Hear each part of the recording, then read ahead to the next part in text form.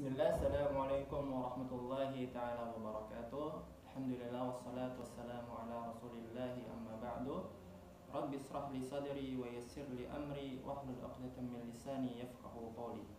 Baik, teman-teman yang dirahmati oleh Allah Subhanahu wa taala, kembali lagi di channel kita, di channel yang akan membahas tentang buku ya.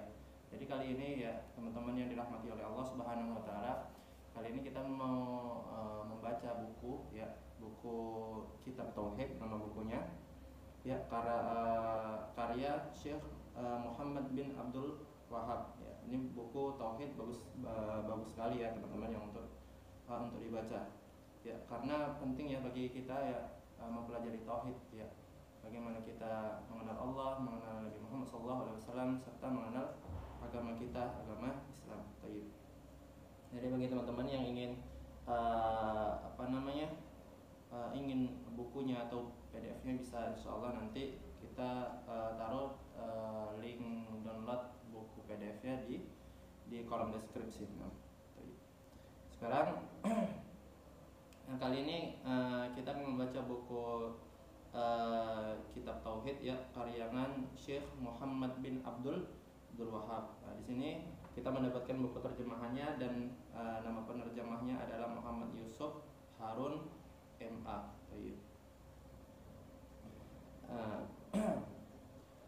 Alhamdulillah kita mendapatkan buku yang versi terjemahan bahasa Indonesia. Oke, baik teman-teman yang dirahmati oleh Allah Subhanahu wa taala, kita memasuki poin pertama atau bab yang pertama, yaitu bab pertama dengan judul Tauhid ya, hakikat dan kedudukannya. Tauhid, hakikat dan kedudukannya. Ya. Di sini Allah Subhanahu wa taala berfirman ya, wa ma khalaqatul jinna wal insa illa liya'budun ya. Di dalam buku ini ya, Syekh Muhammad bin Abdul Wahab ya meletakkan ya firman Allah Subhanahu wa taala, yang mana Allah Subhanahu wa taala berfirman, wa ma khalaqatul jinna wal insa illa liya'budun ya, tidaklah aku ciptakan jin dan manusia melainkan hanya untuk beribadah padaku ya. Quran surat Az-Zariyat ayat ke-56 ya. Kemudian Allah Subhanahu wa taala berfirman, walaqad ba'atsna fi kulli ummatin rasulan an ibudullaha wajtanibut taghut ya. Dan sesungguhnya kami telah mengutus rasul pada setiap umat untuk menyeru beribadahlah kepada Allah semata dan jauhilah taghut. Nah, di sini di terjemahan pada ayat yang dari surat Az-Zariyat ayat yang ke-56 ya, tidaklah aku ciptakan jin dan manusia melainkan hanya untuk beribadah kepadaku. Nah, taib, di sini teman-teman yang dirahmati oleh Allah, di sini ada catatan kaki ya, yang catatan kaki yang mana menjelaskan tentang ibadah ya. Ibadah ialah penghambaan diri kepada Allah Subhanahu wa taala dengan mentaati segala perintahnya dan menjauhi segala larangannya, sebagaimana yang telah disampaikan oleh Rasulullah SAW. Dan inilah hakikat agama Islam, karena Islam maknanya ialah menyerahkan diri kepada Allah Subhanahu wa taala semata, yang disertai dengan kepatuhan mutlak kepadanya dengan penuh rasa rendah diri dan cinta.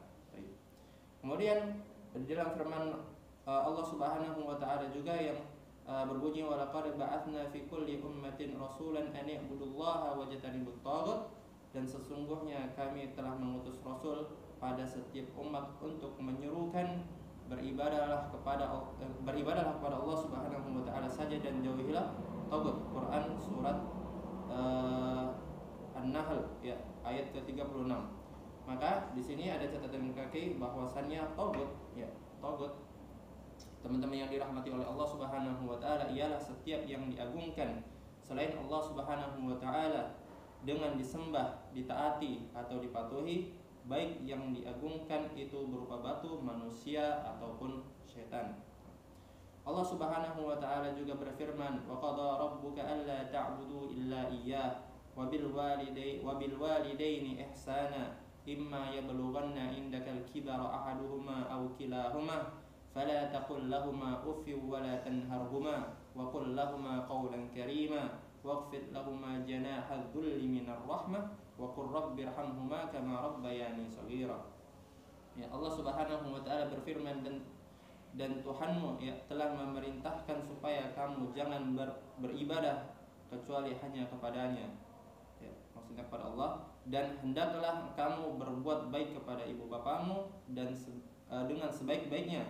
Jika salah seorang ya, di antara keduanya atau kedua-duanya sampai berumur lanjut dalam pemeliharaanmu, maka sekali-kali janganlah kamu mengatakan kepada mereka berdua perkataan dan janganlah kamu membentak mereka, dan ucapkanlah kepada mereka perkataan yang mulia, dan rendahkanlah dirimu terhadap mereka berdua dengan penuh kesayangan, dan ucapkanlah, wahai Tuhanku, kasihilah mereka keduanya sebagaimana mereka berdua telah mendidikku sewaktu aku kecil.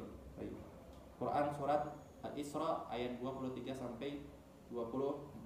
Allah Subhanahu wa taala juga berfirman, ya, Qul ta'alau atlu ma harrama rabbukum 'alaikum alla tusyriku bihi syai'an wa bil walidaini ihsana wa la taqatulu auladakum min imlaq nahnu narzuqukum wa iyyahum wa la taqrabul fawahisha ma dhahara minha wa ma batan wa la taqtulun nafsal lati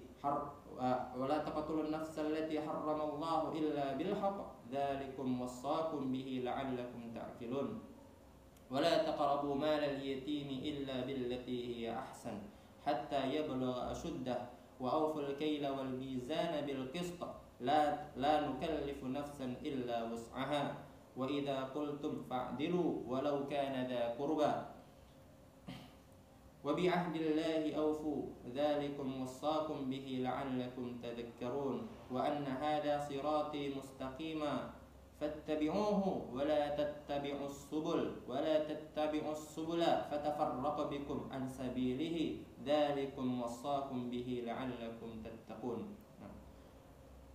Allah Subhanahu wa taala berfirman yang artinya, katakanlah wahai Muhammad, marilah kubacakan ya apa yang diharamkan kepadamu oleh Tuhanmu, yaitu janganlah engkau mempersekutukan sesuatu dengan Dia. Ya, berbuat baiklah kepada kedua orang tuamu, dan janganlah kamu membunuh anak-anakmu karena takut kemiskinan. Kami akan memberikan rezeki kepadamu dan kepada mereka, dan janganlah kamu mendekati perbuatan-perbuatan keji, baik yang nampak di antaranya maupun yang tersembunyi, dan janganlah kamu membunuh jiwa yang diharamkan oleh Allah Subhanahu wa taala untuk membunuhnya, melainkan dengan sesuatu sebab yang benar. Demikian itu yang diperintahkan oleh Tuhanmu kepadamu supaya kamu memahaminya. Dan janganlah kamu dekati harta anak yatim kecuali dengan cara yang lebih bermanfaat hingga sampai ia dewasa, dan sempurnakanlah takaran dan timbangan dengan adil. Kami tidak memikul beban kepada seseorang melainkan sekadar kemampuannya atau sekadar kesanggupannya. Dan apabila kamu berkata, maka hendaklah kamu berkata adil. Ya, dan apabila kamu berkata, maka hendaklah kamu berlaku adil. Ya. Sekalipun dia adalah kerabatmu, dan penuhilah janji Allah Subhanahu wa taala. Yang demikian itu diperintahkan Allah Subhanahu wa taala kepadamu agar kamu ingat, dan bahwa yang kami perintahkan ini adalah jalan-jalan yang lurus, maka ikutilah dia. Maksudnya maka ikutilah jalan lurus tersebut. Ya. Dan janganlah kamu mengikuti jalan-jalan yang lain. Ya, maksudnya yang selainnya, karena jalan-jalan itu mencerai-beraikan kamu dari jalannya Allah Subhanahu wa taala. Yang demikian itu diperintahkan oleh Allah Subhanahu wa taala kepadamu agar kamu bertakwa. Quran surat Al-An'am ayat 151 sampai 153. Baik. Kemudian ya, Ibnu Mas'ud radhiyallahu anhu berkata, barang siapa yang ingin melihat wasiat Muhammad sallallahu alaihi wasallam, melihat wasiat Rasulullah sallallahu alaihi wasallam yang tertera di atasnya cincin stempel milik beliau sallallahu alaihi wasallam, maka supaya membaca firman Allah Subhanahu wa taala yang artinya, katakanlah wahai Muhammad, ya, marilah kubacakan apa yang diharamkan kepadamu oleh Tuhanmu, yaitu janganlah kamu berbuat syirik sedikit pun kepada Allah Subhanahu wa taala, dan sesungguhnya inilah jalanku, berada dalam keadaan lurus, maka ikutilah jalan tersebut dan janganlah kalian ikuti jalan-jalan yang lain. Baik. Di sini ada catatan kaki. Ya. Dikatakan di dalam catatan kaki ini adalah athar ini dia diriwayatkan oleh At-Tirmizi, ya, Ibnu Majah dan Ibnu Abi Hatim. Ya, hadis ini ya, hadis yang Ibnu Mas'ud, ya, ini adalah asar. Ya, asar ini diriwayatkan oleh Tirmizi, Ibnu Majah dan Ibnu Abi Hatim. Nah, tayyib, ini bukan hadis tapi asar. Nah, kemudian Mas'ud bin Jabal, ya Mu'az bin Jabal, kemudian Mu'az bin Jabal radhiyallahu anhu berkata, "Kuntu radifan Nabi sallallahu alaihi wasallam ala himarin, faqala li ya Mu'az, atadri ma haqqullahi 'ala al-'ibad wa ma haqqul 'ibadi 'ala Allah?" Qultu Allah wa rasuluhu a'lam. Qala haqqullahi 'ala al-'ibadi an ya'buduhu wa la yusyriku bihi syai'an. Wa haqqul 'ibadi 'ala Allahi alla yu'adziba man la yusyrik bihi syai'an. Qultu ya Rasulullah, afala ubashshirun nas? Qala la tubashshirhum fayattakilu. Ya. La tubashshirhum fayattakilu. Nah, sini ya hadis ya dari Mu'az bin Jabal, ya radhiyallahu anhu, bahwasanya beliau berkata, aku pernah dibonceng oleh Nabi sallallahu alaihi wasallam di atas keledai, ya. Kemudian beliau berkata kepadaku, wahai Mu'az, tahukah kamu apakah hak Allah yang harus dipenuhi oleh hamba-hambanya, dan apakah hak hamba-hambanya, ya, hamba-hamba Allah Subhanahu wa taala yang pasti akan dipenuhi oleh Allah Subhanahu wa taala? Maka Mu'az menjawab. Nah, maka aku menjawab, ya, maksudnya di sini adalah Mu'az, Allah dan Rasulnya yang lebih mengetahui.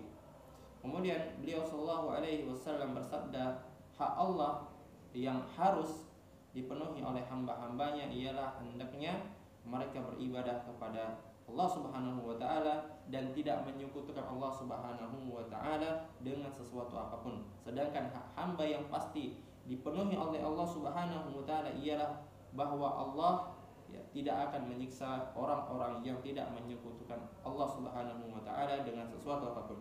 Lalu aku berkata, ya, di sini Mu'az berkata, lalu aku bertanya, ya Rasulullah, bolehkah aku menyampaikan berita gembira ini kepada orang-orang? Maka Nabi sallallahu alaihi wasallam bersabda, jangan engkau lakukan yang demikian, janganlah engkau lakukan itu, karena khawatir mereka nanti, ya, bersikap pasrah. Di sini hadis diriwayatkan, hadis riwayat Bukhari Muslim. Nah, kemudian Syekh Muhammad bin Abdul Wahhab, ya, menerangkan, ya, di sini ada pelajaran penting yang terkandung dalam bab ini. Syekh Muhammad bin Abdul Wahhab menulisnya, yang pertama adalah hikmah, ya, hikmah diciptakannya jin dan manusia oleh Allah Subhanahu wa taala. Kemudian yang kedua adalah ibadah adalah hakikat tauhid, ya, ibadah adalah hakikat tauhid. Sebab pertentangan yang terjadi, ya, antara Rasulullah sallallahu alaihi wasallam dengan kaumnya adalah dalam masalah tauhid ini, ya, tauhid ini, ya, tauhid ibadah.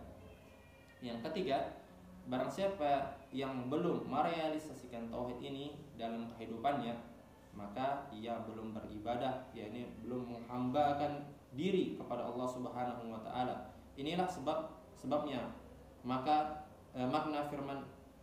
inilah sebenarnya makna firman Allah Subhanahu wa taala, wala antum abiduna ma a'bud, dan sekali-kali kamu sekalian bukanlah penyembah Tuhan yang aku sembah. Quran surat Al-Kafirun ayat ke-3.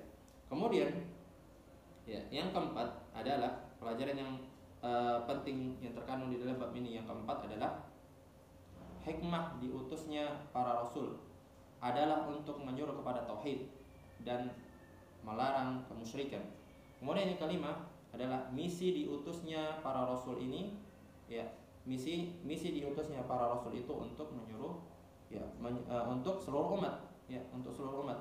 Kemudian yang keenam adalah, ya, ajaran para nabi adalah satu, yaitu tauhid, ya, mengesahkan Allah Subhanahu wa taala saja.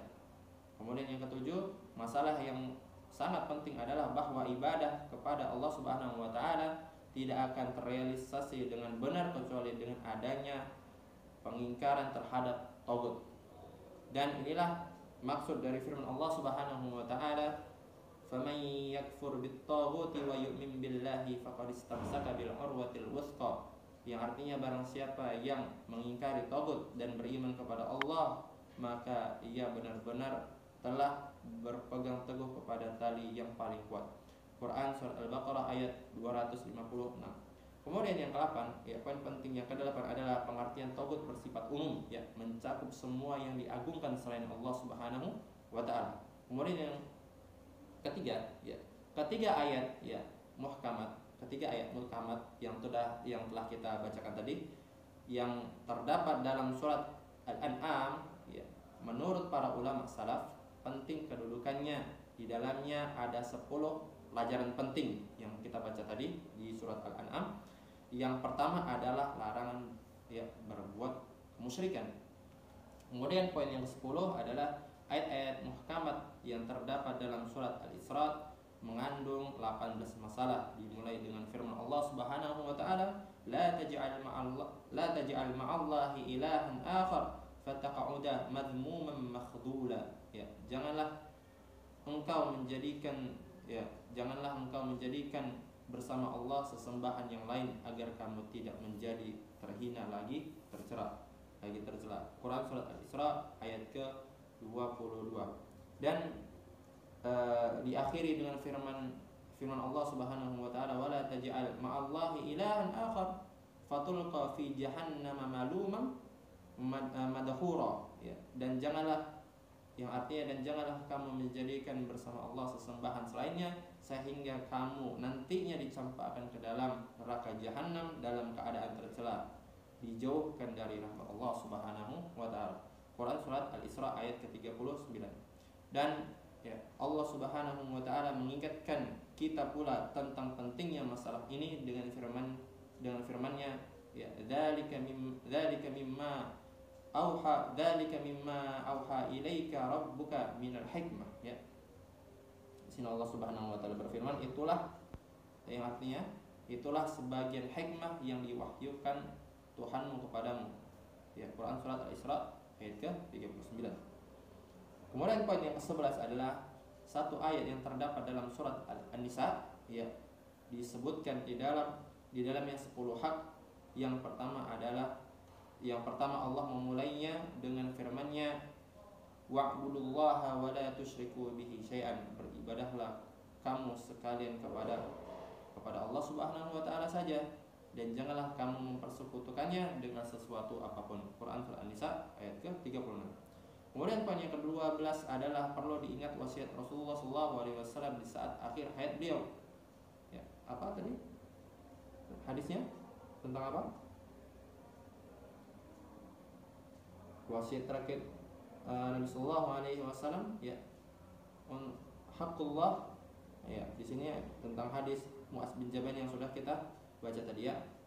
Baik. Kemudian poin yang ke-13, ya, mengetahui hak-hak Allah yang wajib kita laksanakan. Kemudian yang ke-14 adalah mengetahui hak-hak hamba yang pasti akan dipenuhi oleh Allah Subhanahu wa taala apabila mereka melaksanakannya. Kemudian yang poin ke-15 adalah masalah ini tidak diketahui oleh sebagian besar para sahabat. Ya, di sini ada catatan kaki, tidak diketahui oleh sebagian besar para sahabat karena Rasulullah SAW menyuruh Mu'adz agar tidak memberitahunya kepada para sahabat yang lain dengan alasan beliau khawatir kalau mereka nanti akan bersikap menyandarkan diri kepada keluasan rahmatnya Allah Subhanahu wa taala sehingga tidak mau berlomba-lomba dalam mengejar amal soleh. Ya, maka Mu'adz pun tidak memberitahukan masalah tersebut kecuali di akhir hayatnya dengan rasa berdosa. Ya, oleh sebab itu di masa hidup Mu'az masalah ini tidak diketahui oleh kebanyakan sahabat radhiyallahu anhum ajmain. Kemudian poin yang ke-16, boleh merahasiakan ilmu pengetahuan untuk maslahat. Ya, dibolehkannya merahasiakan ilmu pengetahuan untuk maslahat. Kemudian 17, dianjurkan untuk menyampaikan berita yang mengembirakan kepada sesama muslim. Kemudian poin yang ke-18 adalah Rasulullah SAW merasa khawatir terhadap sikap menyandarkan diri kepada keluasan rahmat Allah Subhanahu wa taala. Kemudian jawaban orang yang ditanya, poin yang ke-19, jawaban orang yang ditanya sedangkan dia tidak mengetahui adalah Allah dan Rasulnya yang lebih mengetahui. Kemudian poin yang ke-20 adalah diperbolehkannya memberikan ilmu kepada orang tertentu saja tanpa yang lain. Kemudian poin yang ke-21 adalah kerendahan hati Rasulullah SAW sehingga beliau hanya naik keledai serta mau membonceng salah satu seorang dari sahabat beliau SAW. Ya, poin yang ke-22 adalah boleh memboncengkan seseorang di atas binatang jika memang binatang tersebut mampu dan kuat. Kemudian poin yang ke-23 adalah keutamaan Mu'az bin Jabal radhiyallahu anhu. Ya. Kemudian poin yang terakhir, ya, teman-teman yang dirahmati oleh Allah Subhanahu wa taala, adalah tauhid, ya, mempunyai kedudukan yang sangat penting. Nah, dengan kita mempelajari tauhid, ya, di sini sudah kita selesaikan, ya, bab yang pertama, dan poin-poin penting yang dapat kita baca tadi sampai ke poin 20, 24, ya, poin penting yang kita baca tadi, ya, bisa jadi kita tatkala kita belajar tentang tauhid, kita bisa mengetahui apa sih sebenarnya, ya, hakikat diciptakannya manusia, hakikat diciptakannya jin dan manusia. Karena tanpa kita mempelajari tauhid, maka kita akan tersesat, ya. Karena landasan kita beribadah, ya, yaitu untuk mentauhidkan Allah Subhanahu wa taala. Ya. Seperti itu teman-teman yang dirahmati oleh Allah Subhanahu wa taala. Maka penting bagi kita untuk belajar tauhid agar kita bisa lebih mengenal siapa sebenarnya Tuhan kita dan apa saja yang Allah Subhanahu wa taala inginkan dari diciptakannya kita. Mungkin yang singkat ini dapat bermanfaat, dan insya Allah kita akan melanjutkan pembahasan kitab tauhid ini, ya, yang dikarya oleh Syekh Muhammad bin Abdul Wahab. Ya, insya Allah kita akan membahas bab 2-nya, ya, di video kita yang selanjutnya. Mungkin bagi teman-teman yang suka dengan penjelasan kali ini bisa dukung channel ini terus, ya, teman-teman. Dan insya Allah kita akan selalu meng-share dan membaca dan mereview buku-buku, ya, yang bermanfaat untuk kita dunia akhirat insya Allah. Nah, mungkin demikian. Apabila ada kata salah, ya, ada kata-kata dan penjelasan kurang dipahami atau masih terbata-bata, kepada Allah Subhanahu wa taala ana mohon ampun, ya. Nastaghfirukum, ya, bagi teman-teman yang mendengarkan video anak kali ini. Wa hadza wa sallallahu ala nabiyina Muhammad wa akhir dawana alhamdulillahi rabbil alamin. Assalamualaikum warahmatullahi taala wabarakatuh.